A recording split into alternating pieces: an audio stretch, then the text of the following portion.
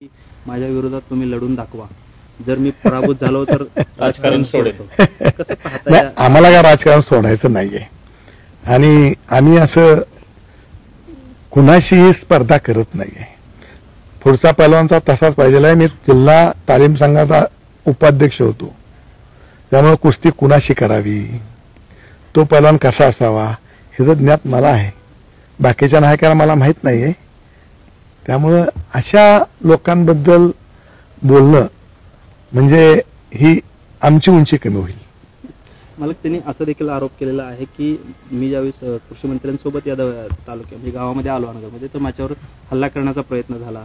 मात्र त्यांना सुद्धा मोहोळला यायचं आहे, त्यांना सुद्धा पुण्या मुंबईला यायचं आहे, हे त्यांनी लक्षात ठेवावं. कोण कोणाला कमी नसते, कोण कोणाला कमी नसते, अशा पद्धतीचे एक वर्णन केलं. त्यांना ते खूप लहान व्यक्ती आहे आणि माझं खरं आडनाव गुंड आहे हे फक्त त्यांनी लक्षात घ्यावं. बाकी कशाला त्यांच्याबद्दल काय आव्हान बिव्हान आम्ही देण्यात पण मोठं नाहीये. त्यामुळे त्यांनाच काय आव्हान द्यायचं आहे ते देऊ द्या, त्यांना काय करायचं आहे ते करू द्या. फक्त मी एकटा मुंबई, पुणे, महाराष्ट्र, हिंदुस्थान कुठे मी एकटा कधीही आपण सांगेल त्यावेळेला मी तिथे येतो.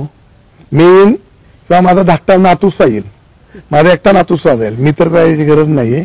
माझा छोटा नातू आहे 5वी 6वीला, तो सुद्धा एकटा जाईल. कुठेही मोहोळ तर ते असून ते आपलंच गाव आहे, नरखेड आपलंच गाव आहे, कुठेही जाऊ आपण.